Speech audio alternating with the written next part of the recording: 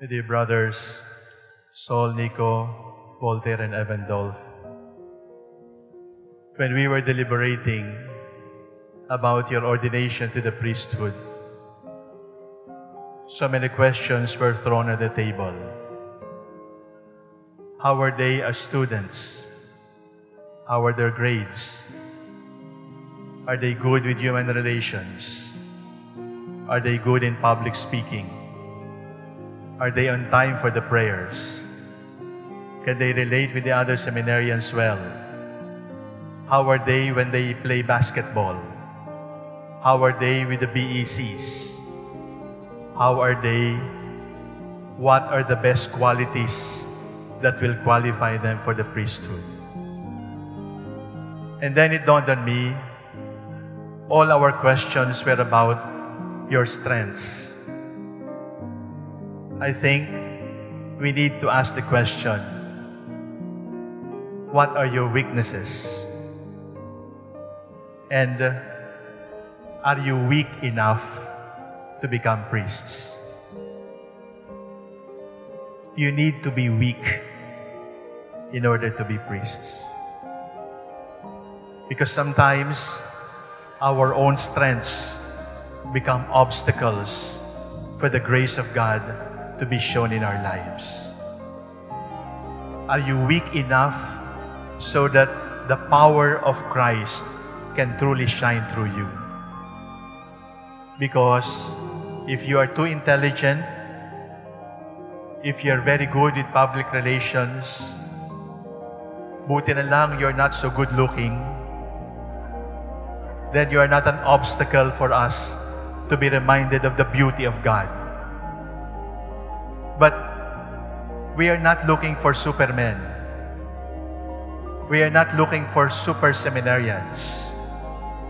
We looked for weak seminarians in whom the power, the strength of God can truly shine. You were called when you were weak. You were called when you were ugliest. You were called when you were at your worst. You were called when you were at your lowest.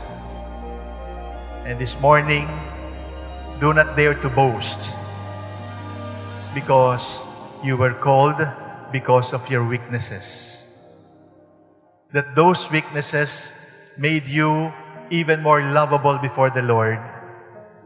Where sin abounds, where weakness abounds, grace abounds all the more. Are you weak enough to be priests? Are you weak enough to rely solely on the grace of God? Are you weak enough to depend only on the mercy of God? We need you to acknowledge your weakness. Because all your strengths, all your high grades, all the good things people say about you, all of that are gifts from the Lord.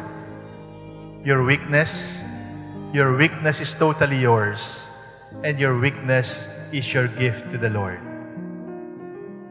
And then we went further by asking, are they holy? Are they pious? Are they men of integrity? How is their character? How are they when no one is watching?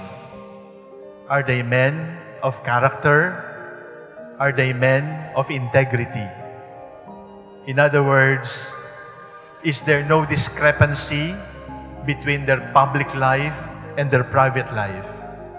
Is there no discrepancy between how they are alone and how they are in community?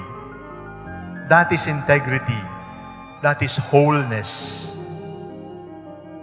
But then, I gave up asking if you are holy and you are whole. I gave up asking if you are men of integrity and men of character. Because, brothers, we are not looking for angels. We are looking for men who can be priests. And therefore, my second question to ask is he broken enough to be a priest? Does he carry in his life enough brokenness so that God can make him whole? Because if there is not enough brokenness, there is not enough participation in the passion, in the dying of the Lord. We need you to be broken. And seminary formation is an exercise, is a formation in breaking and breaking and breaking until you are crushed. And when you are crushed, God will put you back, this time into a beautiful mosaic, so that you can become life givers for others. Today, you're going to break bread for the first time. Be careful with the breaking of the bread, because you're breaking the body of the Lord. And if you break the body of the Lord, you also promise the Lord, Lord, break me. I give you permission to break my body. Brothers, sometimes that breaking can come from our own foolishness, from the stupidity of sin, for playing with fire, for waltzing with temptations, saying, kaya ko to. No, don't dare. You will hurt yourself, you will hurt the church. Brothers, I need to warn you, sometimes that breaking of your heart can come from me. I might hurt you. Or from your brother priests. They might hurt you. But when you are hurt by your brothers, when you are hurt by your archbishop, consider it as a breaking, so that you may be finer and finer, so that more and more you can become life givers. But most of all, that breaking can come from the Lord. Do not run away. Do not shield yourself from it, because the breaking that comes from the Lord can only make you holier priests. There is no holiness without breaking. There is no holiness without a willingness to be broken like the body of the Lord. If they crucify you, say thank you for giving you an opportunity to die like the Lord. If they gossip about you, if they ignore you, if they take you for granted, if they calumniate you, whisper a prayer of thanksgiving, because when they break you, you share in the breaking of the body of the Lord, and that is your path to holiness. Are you weak enough to be priests? And have you been broken enough to receive ordination this morning? And then we went on. With our times, we priests are threatened with so many things. In the past 1 year, 3 priests have been shot. And bishops have been ordered to be killed and shot. Walang silbi, barilin. Your faith is being shaken. You are now priests of a hypocritical church. And according to them, 90% homosexuals. And then the question was asked, are they brave enough to hurdle the storm? Are they brave enough to defend the faith? Or are they afraid? Are they cowards? We were looking for brave men. We are looking for courageous men to stand up for the faith, to be martyrs for 2018, 2019, and beyond. But then, I ask myself, is it only bravery that we need? Is it only courage that we need? Is it only fear that we have to fight? My third question, my dear brothers, is, are you afraid enough to be a good priest? Yes. The question is correct. Are you afraid enough so that you can be good priests? You must be courageous against error, but you must be afraid of sin. You must be brave to stand up for the Lord, but you must be a coward to be separated from Him. In other words, in the priesthood, there is no such a thing as no fear. You must be afraid. You must be sufficiently afraid. You must be afraid of hypocrisy. You must be afraid of celebrating the Mass in sacrilege. You must be afraid of lying. You must be afraid of lust. You must be afraid of abusing your sexuality. You must be afraid of cheating money from the church. You must be afraid of stealing money from the people. You must be afraid of comfort. You must be afraid of convenience, because all of these distract you from your real vocation. You're going to receive a lot of money. You're going to receive a lot of food. You're going to receive a lot of clapping. But be afraid to be celebrities. Be afraid of sin. Be afraid of looking for applause from people. Look for the smile of the Lord. Search for the smile of the Lord in everything that you do. Be afraid to lose Him. Because when you lose Him, even if they call you Father, you are lost.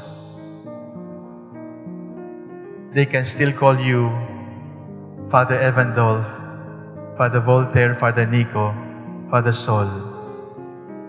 But if you have lost the Lord in your life, you are lost. Every day at Holy Communion, the silent prayer before the Mass, before receiving communion, we say to the Lord, Lord, never allow me to be separated from you. Be afraid of that. Do not be afraid of death. Do not be afraid of sickness and old age. Be afraid only to be separated from the Lord. Are you weak enough to be priests? Are you broken enough to be priests? Are you afraid enough to be priests? My dear sons, my dear brothers, how I wish I can promise you a life that is easy and always peaceful. How I wish I can promise you a life where no people will oppose you. A life of always a fulfilling ministry. But that would not be so. It cannot be. Because when God told you, come follow me, He actually meant, come and die with me. Every moment of your life from here on should be a daily dying. When you break the bread, say to the Lord, break me too. When you are confronted with your weakness, say to the Lord, Lord, I am weak. Strengthen me. When you are afraid to go on, say to the Lord, Lord, kaya natin ito. Do not ever allow me to be separated from you. Brothers, in a few minutes, you will be priests. And you will be priests for eternity.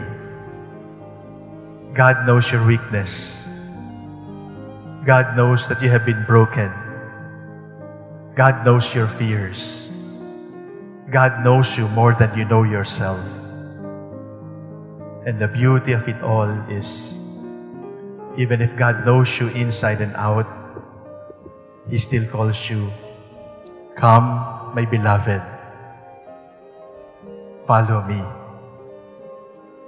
May the same voice that you hear now be the same voice that will give meaning and purpose when life is difficult, when life is dark. Move on, rise up. The Lord calls you. Be faithful to Him against all odds.